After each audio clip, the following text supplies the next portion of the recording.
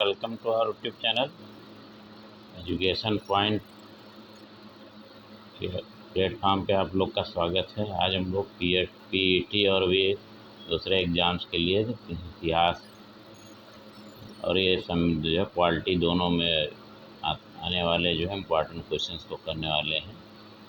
तो ये जो है टॉपिक दोनों में कवर होता है, तो हिस्ट्री में भी और क्वालिटी में भी आता है। तो फर्स्ट इसमें क्वेश्चन हम लोग करेंगे जो इम्पोर्टेंट है कि भारत में ईस्ट इंडिया कंपनी की स्थापना किस चार्टर एक्ट के तहत किया गया है।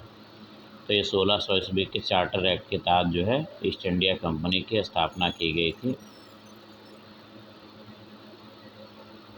इंग्लैंड में महारानी एलिजाबेथ ने ईस्ट इंडिया कंपनी की स्थापना कर किसकी अध्यक्षता में पूर्वी देश में व्यापार करने की आज्ञा प्रदान किया था। तो लॉर्ड मेयर की अध्यक्षता में पूर्वी देशों के साथ, जैसे इंडिया है, तो इस तरीके से देश के साथ व्यापार के लिए उनको भेजा गया था। आंग्ल भारतीय विधि संहिताओं के निर्माण एवं विकास की नींव कहाँ से प्रारंभ होती है। तो 1600 ईस्वी के चार्टर से ही जो है शुरू होती है। दूसरा, इंग्लैंड स्थित कंपनी के बोर्ड ऑफ डायरेक्टर्स का विधि निर्माण का अधिकार किस राजलेख द्वारा गवर्नर तथा उसकी परिषद के सदस्यों में विहित किया गया। मतलब जो अधिकार था बोर्ड ऑफ डायरेक्टर्स का कानून बनाने का, विधि निर्माण का, वो राजलेख द्वारा गवर्नर तथा उसकी परिषद के सदस्य में जो है ट्रांसफ़र कर दिया गया, विहित कर दिया गया। ये था 1726 के राजलेख चार्टर द्वारा। फिर किस अधिनियम द्वारा कंपनी में गवर्नर जनरल का पद सृजित किया गया। तो 1773 के रेगुलेटिंग एक्ट के द्वारा फिर गवर्नर जनरल का एक पद बनाया गया। गवर्नर जनरल वारेन हेस्टिंग्स से 4 सदस्यीय परिषद में पार्षद कौन कौन से थे। तो पहले थे फिलिप फ्रांसिस के, उसके बाद क्लेयरिंग, मानसन एंड बर्वेली। 4 सदस्य जो है जो गवर्नर जनरल, जो first governor general Lord Warren Hastings बनाए गए थे, उनमें 4 मेंबर थे उनकी परिषद में। गवर्नर जनरल तथा उसकी परिषद किसके प्रति उत्तरदायी थी। तो इंग्लैंड में जो है बोर्ड ऑफ डायरेक्टर्स जो है बनाया गया था, वो इन लोगों को उनको जवाब देना होता था, उनके पास उत्तरदायी होते थे कि क्या काम किया, क्या उसमें प्रोग्रेस हुई, ये सब सारी चीज़ उनको बतानी होती थी। दूसरा, कोलकाता ईस्ट इंडिया कंपनी की प्रबंधन शक्ति किसमें निहित थी। तो प्रबंधन मतलब मैनेजमेंट करने की शक्ति किसके अंदर में थी। तो ये गवर्नर जनरल एवं उसकी परिषद जो बनाई गई थी, 4 सदस्यीय जो है परिषद थी, उसमें जो है चीज़ें थी। तीसरा, कोलकाता में उच्चतम न्यायालय की स्थापना किस अधिनियम द्वारा किया गया था। तो ये कोलकाता में उच्चतम न्यायालय की स्थापना 1773 के रेगुलेटिंग एक्ट के द्वारा की गई थी।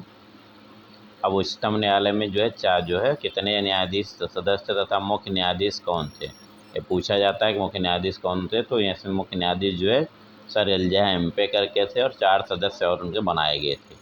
किस अधिनियम द्वारा भारत के गवर्नर जनरल और उसकी काउंसिल को नियम तथा अध्यादेश जारी करने की शक्तियाँ प्रदान की गई। तो ये भी रेगुलेटिंग एक्ट 1773 के द्वारा दिया गया था।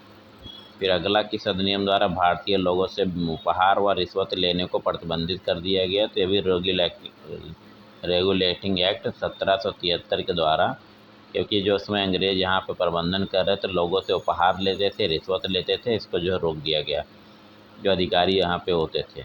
बंगाल का प्रथम गवर्नर जनरल कौन था। तो लॉर्ड वारेन हेस्टिंग्स प्रथम गवर्नर जनरल बनाए गए थे।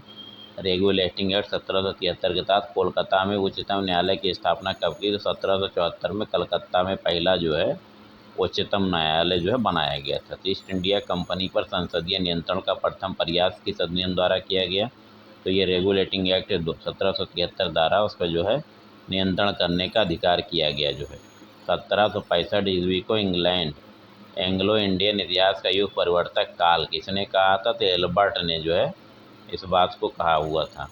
फिर किस अधिनियम द्वारा भारतीय लोगों से उपहार रिश्वत लेने का भी हम लोग पढ़े हैं, प्रतिबंधित किया गया। तो ये रेगुलेटिंग एक्ट 1773 के द्वारा किया गया।